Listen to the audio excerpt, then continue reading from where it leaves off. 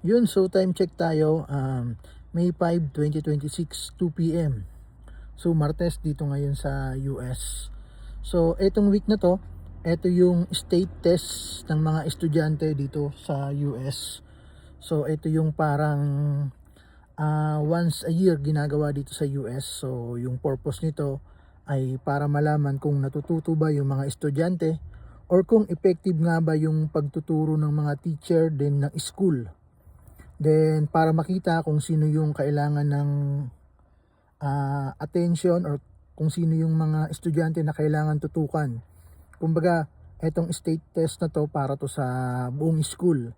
So para sa mga bata, malalaman kasi kung natututunan nila kung ano yung tinuturo ng teacher. Then para din sa teacher kung talagang effective yung pagtuturo nila. Then syempre sa kabuuan para sa school kung talagang effective yung school, yung teacher, kasi kapag effective yung teacher, matik yan, matututo yung mga bata. So, ito yung week na to, state test dito sa California. Then, first day din ni Yuhan, makaka-experience ng ganyan. So, siguro, pagkakalam ko, 3 subject lang sila dito nagpo-focus sa English. Yan, yung sa reading, then math, then science, depende dyan kung anong grade. So mostly ginagawa yung state test sa mga high school, elementary. So yan. So waiting tayo kay Yuhan, first day niya, na-experience niya yung state test dito sa US. So yun, sana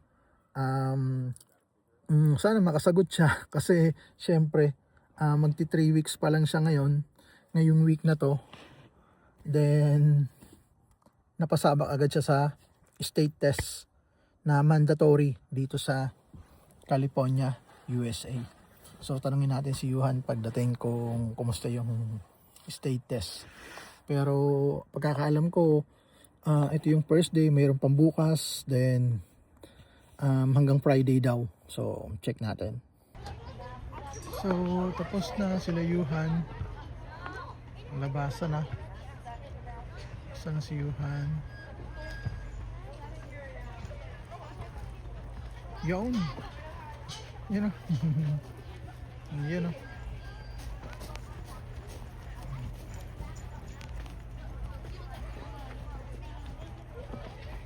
Yan na si Yuhan.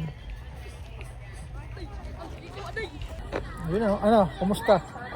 Kumusta state test? Kumusta state test? Ano ginawa niyo sa state test? Nakapasa. Ano subject? Ano ELA. subject? ELA?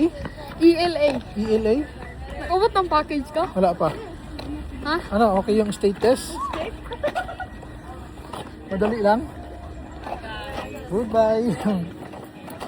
Madali lang, state test? Ano nga may? Wala pa dong package. Sa bahay? Wala pa dumating. Ayos.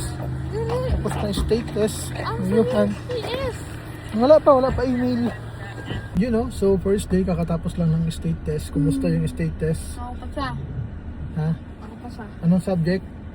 ELA. ELA, first day. Man, Ayos. ELA. Yun, ELA. Yan, yun.